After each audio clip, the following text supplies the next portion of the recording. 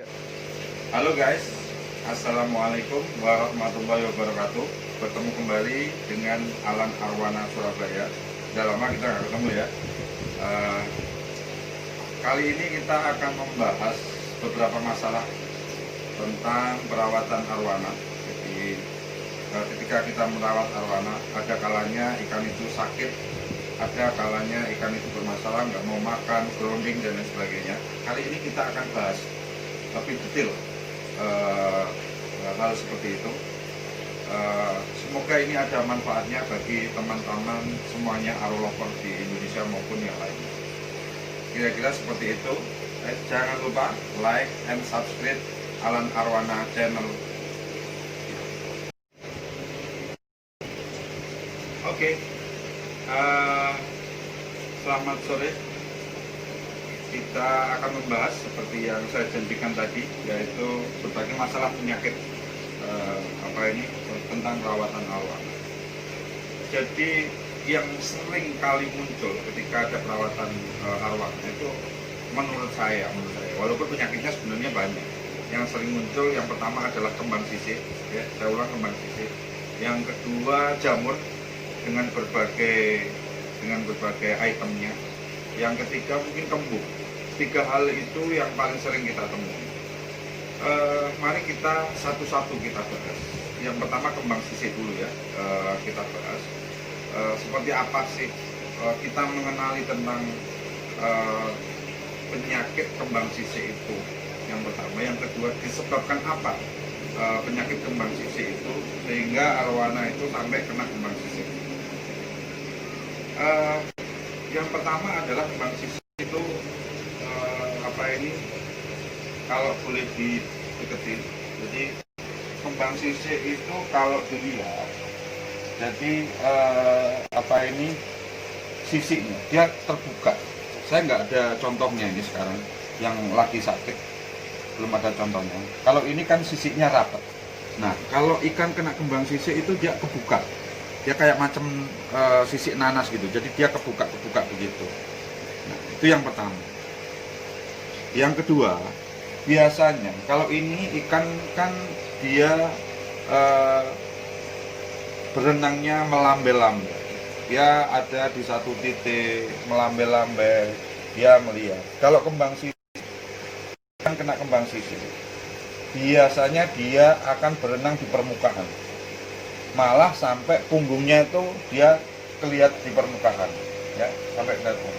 Terus dia renangnya bukan seperti ini, dia renangnya muter-muter di permukaan, renangnya muter-muter. Ya, yang pertama sisiknya itu kebuka, saya ulang. Yang kedua, cara renangnya dia itu di atas, dia putar-putar biasanya. Yang ketiga, cara renangnya dia tidak bisa lemak gemulai seperti itu. Jadi dia udah kaku karena sisinya kebuka dan lain sebagainya. Renangnya tuh kaku. Jadi kalau orang Jawa bilang okel-okel. Jadi renangnya tuh cepat, terlihat cepat, tapi dia kaku, tidak melambai-lambai seperti ini ekornya. Ya, yang ketiga. Yang keempat, kalau dia sudah parah, biasanya ikan itu agak bukan agak nungging, tapi tengahnya itu agak cekung ya, karena udah parah. Ya. Jadi itu kira-kira kalau kembang sisik. Kadangkala awalnya itu ada hitam-hitamnya di sisiknya yang bagian punggung agak ke atas, itu dia memar agak hitam-hitam. Kira-kira itu. Jadi kembang sisik saya ulangi lagi kembang sisik itu pertama sisiknya kebuka itu jelas. Ya. Yang kedua, cara renangnya dia di permukaan. Dia renangnya di permukaan terlihat cepat. Yang ketiga, modelnya dia melengkung kalau sudah dia agak parah. Keempat, dia ada lebam hitam. Terakhir, kelima, kalau dia parah, dia biasanya kadang-kadang diikuti fin rot. Jadi ekor-ekornya tuh jatuh. Ekor-ekornya jatuh, terus dasinya juga kadang-kadang jatuh dan sebagainya. Jadi merotoli, kalau orang Jawa bilang merotoli. Ya. Itu tanda-tanda ketika ikan itu kena kembang sisik, ya. Pertanyaannya sekarang begini, bagaimana cara mengatasinya? Oke guys, ya, setelah tadi diketahui bagaimana melihat tanda-tanda ikan kembang sisik, sekarang bagaimana kita mengatasi agar ikan ini tidak semakin parah, bahkan akan, karena kembang sisik bahaya, kalau dia tidak ditangani dengan baik, ikan bisa mati, ya. Yang pertama harus dilakukan adalah menurunkan tinggi air, ya.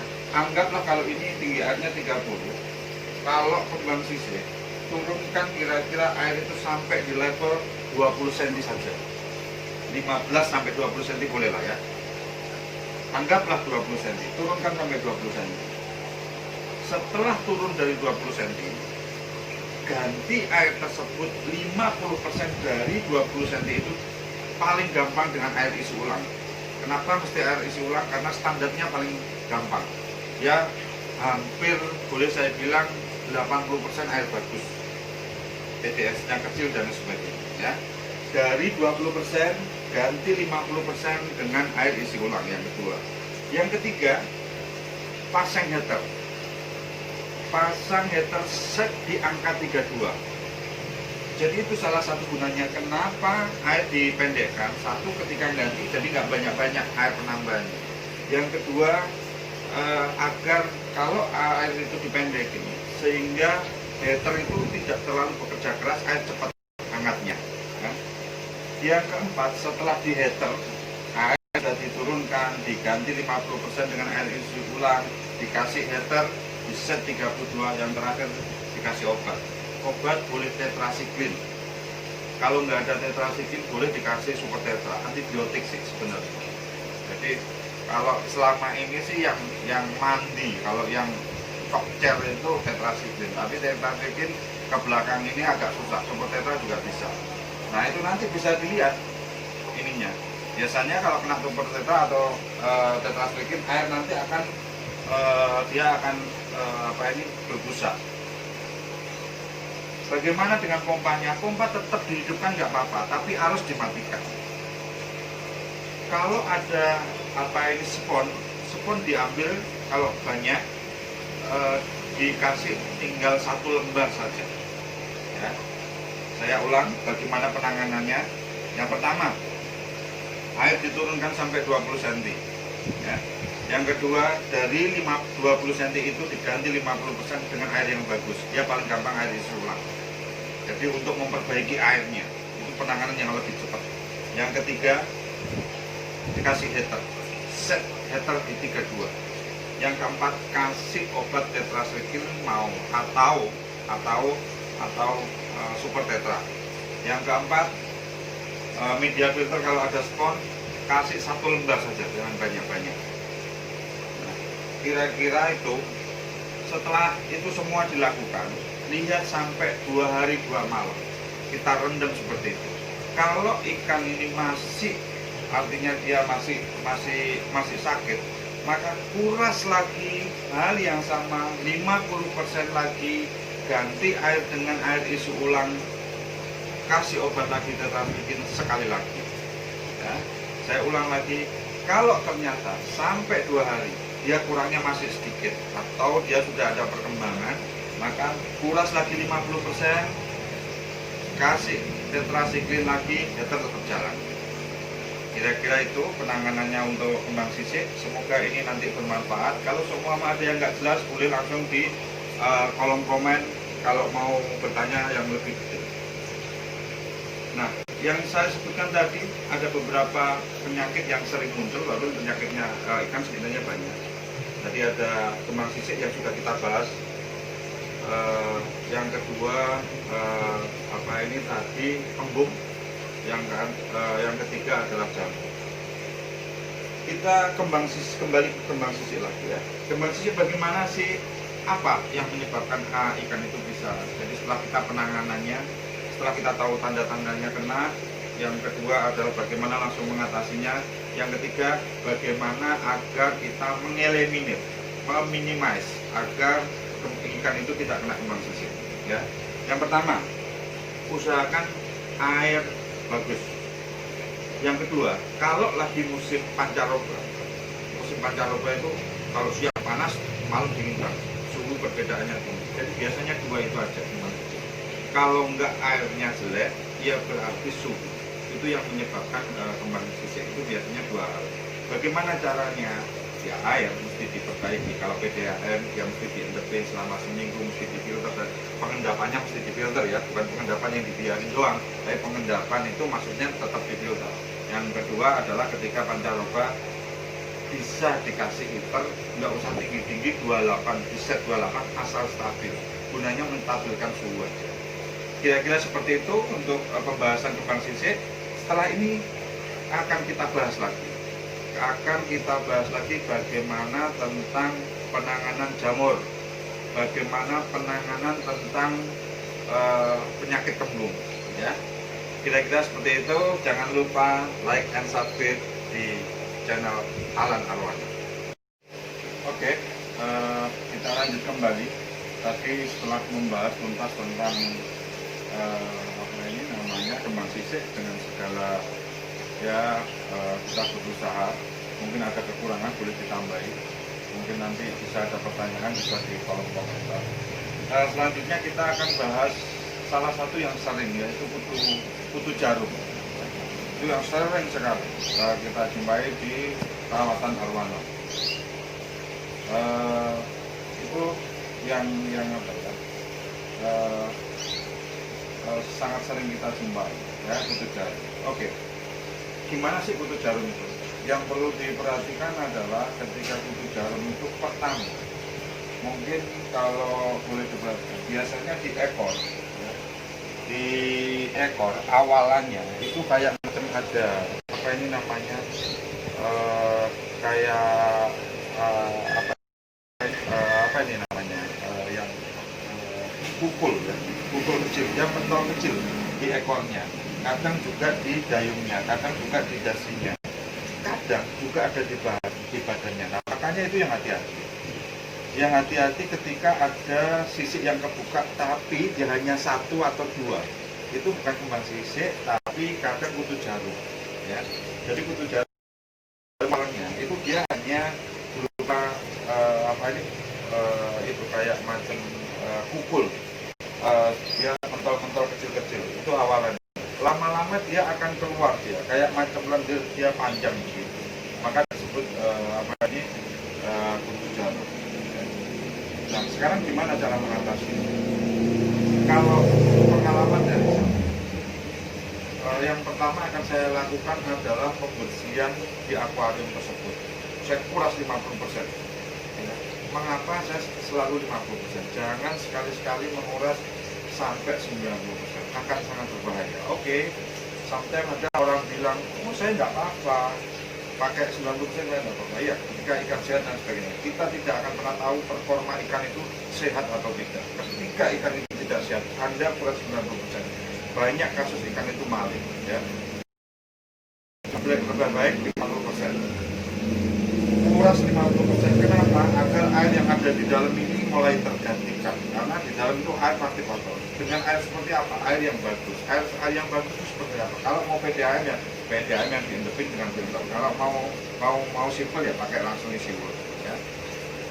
Besoknya lagi kuras lagi 50% lagi. Besoknya lagi kuras 50%. Dan tentunya air tetap dipendekin. Kenapa mesti dipendekin? Itu lagi saya akan bilang, pertama agar nguras Anda tidak terlalu banyak. Kedua, agar heater bisa efektif tepat memanaskan atau menghangatkan air tersebut ya. Jadi selama 3 hari berturut-turut ganti airnya 50% terus, harapannya air yang ada di akuarium itu dia akan bersih. Yang kedua, semua media filter dikeluarin, kalau bisa dikasih panas 2 kali 24 jam. Jadi yang ada dikasih apa ini spon gitu aja yang baru. Yang lainnya yang bekas dipakai semua dicuci tanpa deterjen ya, tentunya dicuci biasa, habis itu dikasih panas. Setelah itu nanti udah panas, dikasih 2 hari, dikasih panas, baru nanti dipasang. Jadi memang seperti itu. Obatnya apa? Banyak versi ya. Kadang kalau kutu jarum yang dia hanya masih belum pas, salah itu kadang dengan heater terus air dipendekin dengan garam, itu kadang-kadang dia bisa sembuh. Tapi juga ada yang dia ini sudah memanjang, jadi dia pentol terus ada memanjangnya begini. Nah itu mesti pakai obat kuning, saya lupa namanya, obat kuning. Tapi nanti bisa di kolom komentar akan kita tambahin. Jadi itu kira-kira. Ada yang keras obatnya, tapi pemakaiannya memang benar-benar harus hati-hati, yaitu Demilir. Itu cepat sebenarnya, langsung mati semua. Tapi kalau itu kebanyakan sedikit saja, ikannya juga ikut mati. Jadi yang harus hati-hati ya. Kira-kira itu kalau untuk kutu jarum. Nah satu lagi mungkin ini ya, yang ada di Sumut itu juga sering ada kutu. Jadi ada jamur. Di Sumut itu suka ada kayak putih-putihnya begitu, itu juga sering terjadi. Kalau itu sangat mudah, jadi Anda putar-putar ikannya aja, nggak perlu dibius, diputar-putar. Jadi ikan itu kalau kepalanya kita pegang di bawahnya, dia itu akan nurut. Diputar-putar, habis itu kita siapkan kapas, dipelurutin gitu aja. Prinsipnya diputar. Mau dibius juga boleh, nggak dibius juga boleh. Intinya itu dipelurut. Tapi bagaimana permasalahan agar itu tidak kembali? Kita harus merawat airnya dengan baik. Rata-rata kalau ikan itu sampai kena jamur, itu biasanya penanganan airnya yang kurang benar. Seperti apa? Ya seperti yang telah kita bahas sebelum-sebelumnya. Bagaimana sih air yang baik dan lain sebagainya. Mesti harus dikulas seminggu sekali atau 4 hari sekali. Harus dibersihkan media filternya dan lain sebagainya. Kira-kira seperti itu. Oke ya, kalau umpama ada yang kurang jelas nanti bisa tanya-tanya di kolom komentar. Setelah ini akan kita bahas satu lagi, mungkin ikan grounding atau ikan susah makan. Oke ya, kita lanjut setelah ini lagi. Oke guys, masih bersama channel Alan Arwana. Jadi yang terakhir kita bahas yang sering sekali kita jumpai adalah banyak sekali pertanyaan itu, yaitu ikan susah makan, ikan nggak mau makan, ikan susah makan dan sebagainya. Satu yang harus diingat ya, biasanya kok kenapa ini ikan saya susah makan, atau kenapa ikan saya maunya hanya satu jenis tertentu dan lain sebagainya. Yang harus diperhatikan, ini saya ulang lagi ya, ini harus saya bilang. Kalau ikan nggak mau makan, kebanyakan teman-teman itu diganti dengan merek makanan lain atau dengan jenis makanan lain. Contoh, seumpama biasanya ikan ini makannya udang. Setelah itu dia nggak mau makan udang, maka dia akan ganti dengan yang lain, dengan jangkrik. Setelah makan jangkrik 2-3 hari nggak mau makan lagi, dia ganti lagi dengan ulet gajah atau ulet Hongkong atau ulet Jerman dan sebagainya. Dia ganti lagi, kalau dia udah nggak mau dia ganti lagi. Artinya itu salah pemahamannya. Ya, saya ulang lagi, kalau ikan nggak mau makan, kalau pemahamannya dicarikan jenis makanan yang lain, menurut saya pribadi itu salah. Walaupun saya mungkin bisa salah, menurut saya itu salah. Kalau kita mengganti jenis makanannya, maka kita tidak akan pernah belajar kenapa ikan ini tidak mau makan di satu item tertentu. Karena pada dasarnya ikan harusnya pada mau. Ya. Walaupun ada karakter tertentu ikan yang memang dia susah. Tapi rata-rata, kalau boleh saya bilang sepengalaman saya, 85%, hampir 90% ikan itu kalau dikasih udang ya mau semua jenis arowana. Ya, mau golden rat, mau super rat, apapun lah ya. Nah, kalau dia nggak mau dalam satu item tertentu, umpama dia kebiasaannya nih, contoh jangkrik, habis itu dia nggak mau makan. Besoknya dia ganti dengan jenis ulet, mau ulet Hongkong lah, ulet Jerman dan sebagainya. Setelah beberapa hari dia nggak mau lagi, diganti lagi kecoa. Setelah nggak mau lagi, diganti lagi nanti sama anak kodok dan sebagainya. Itu salah. Kalau mindsetnya seperti itu, maka tidak akan pernah belajar sebenarnya ikan itu kenapa nggak mau makan. Sehingga yang harus dilakukan bukan mengganti jenis makanannya, tapi mestinya perawatan di airnya. Oke? Saya akan ulang lagi yang dulu pernah saya bilang bahwa poinnya perawatan ikan itu adalah bagaimana ketika kita merawat airnya, maka yang akan merawat ikan.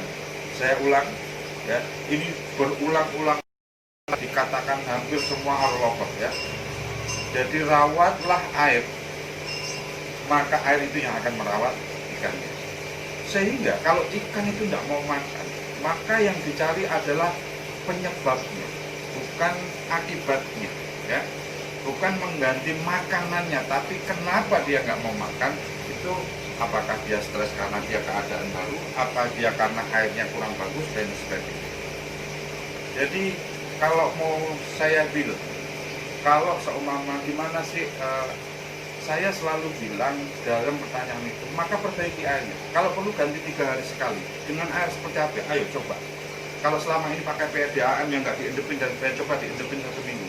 Dengan catatan endapannya juga mesti harus difilter. Kenapa mesti difilter? Satu, dia pasti difilter akan lebih bagus secara materinya. Kedua, itu sekaligus juga menyuntik kadar oksigen dalam air kalau difilter seperti itu. Jangan diendepin, nggak diapa-apain. Kalau diendepin justru oksigennya rusak. Sehingga dengan difilter dan sebagainya, maka zat kimia yang terkandung dalam PDAM itu dia akan tergerus seperti itu ya. Tapi kalau seumpama nggak mau ribet dan lain sebagainya, ya pakai air isi ulang. Coba ganti 3 hari sekali 30%, nggak apa-apa, nggak mau makan. Kalau dengan kondisi air yang dia bagus, dikondisikan sampai 1 minggu sampai 2 minggu, sepengalaman yang kami lakukan, ikan itu pasti dia akan mau makan, mau udang, mau jamur. Tapi sepengalaman kami, biasa yang nggak mau udang, katanya nggak mau udang, setelah di rumah ya mau udang. Kenapa? Karena saya bukan memperhatikan jenis makanannya, maka yang akan kami perhatikan adalah airnya ya.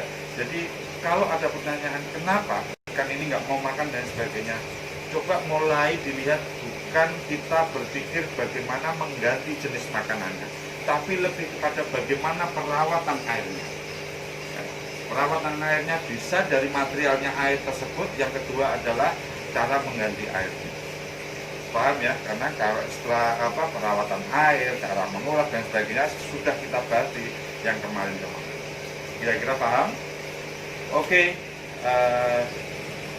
Kalau seumpama dalam hal ini ikan itu ada masalah dan sebagainya tentang makanan, itulah kira-kira yang mesti kita.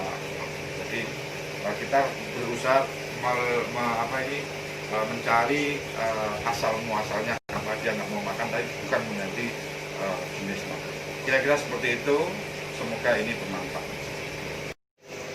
Oke guys, ya setelah kita bahas tadi bagaimana ketika ikan ada sakit, mulai dari kembang sisik, ada kutu jarum, ikan nggak mau makan. Kalau seumpama boleh ada pertanyaan ikan sakit apa, ditanyakan di kolom dan sebagainya. Saya mungkin tidak bisa benar 100% karena saya juga masih belajar. Kita sama-sama belajar. Semoga apa yang saya utarakan ini bermanfaat bagi teman-teman semua Arlover Indonesia. Boleh masukannya, karena saya yakin saya juga pasti butuh perbaikan. Tujuannya hanya satu, saya buat video ini, saya buat vlog ini hanya untuk kemanfaatan teman-teman. Lebih senang saya, lebih berbangga diri saya kalau apa yang kami utarakan itu bermanfaat bagi teman-teman semua. Tidak sekedar like dan subscribe, tapi lebih kepada kemanfaatan untuk teman-teman Arlover Indonesia. Semangat terus untuk teman-teman hobis arwana, jangan lelah belajar, banyak bertanya lebih baik, tetap rendah hati. Semoga selalu sukses di dunia apapun juga. Selamat berjumpa lagi dengan Alan Arwana Channel.